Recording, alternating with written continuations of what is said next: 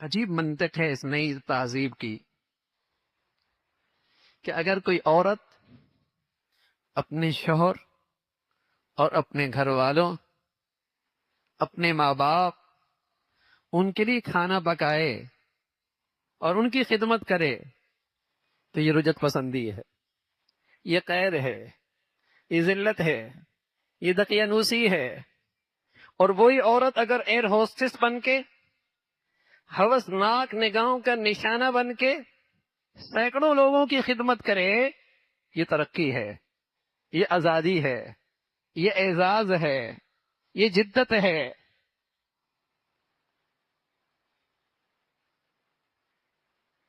عجیب بھی ہودگی ہے۔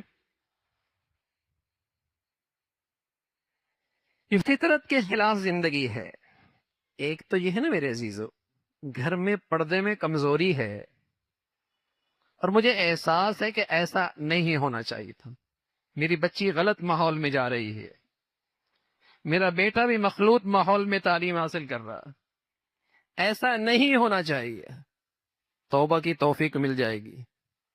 اللہ رب العزت امید ہے مرنے سے پہلے توبہ کی توفیق دے دیں گے، لیکن خدا نہ خواستہ باطل کے نظریات سے اتنا متاثر ہوا کہ شرم و حیا اور اس حجاب کو ایک زائد چیز سمجھنے لگا، اور کہیں شرم و حیا کی بات آ جائے تو اسے دقیانوسی سمجھنے لگ جائے۔ یہ پھر خطرہ ہے، یہ پھر خطرہ ہے کہ اسلام اور قرآن کے ان قوانین کا انکاری بن جائے گا۔ یہ خطرہ ہے۔ ایک تو وہ طبقہ ہے جو لادینیت میں بڑھ رہا ہے، جس کے ہاں دین نام کی کوئی چیز نہیں، لیکن ایک وہ طبقہ ہے جو بس اوقات نماز بھی پڑھتا ہے، روزہ بھی رکھتا ہے، حج بھی کر لیتا ہے، پردہ ادھر بھی نہیں ہے، وہاں بھی مخلوط نظام سے ان کی اولادیں پڑھ رہی ہیں، لیکن خدا نہ خواستہ اگر مغرب کے ان نظریات سے متاثر ہو کے حجاب ہی کا انکار کر بیٹھا، قرآنی قوانین کا ہی انکار کر بیٹھا، اور دین کے ان احکامات کے بارے میں اس کی زبان سے یہ نکلا کہ یہ دقیانوسیت ہے، بتائیے پھر ایمان کارا، پھر ایمان کارا۔ اور ایک یہ ہے کہ شرمندہ ہے، احساس ہے کہ ہم اسلامی معاشرت سے اور اسلامی تہذیب سے بہت دور نکل چکے ہیں۔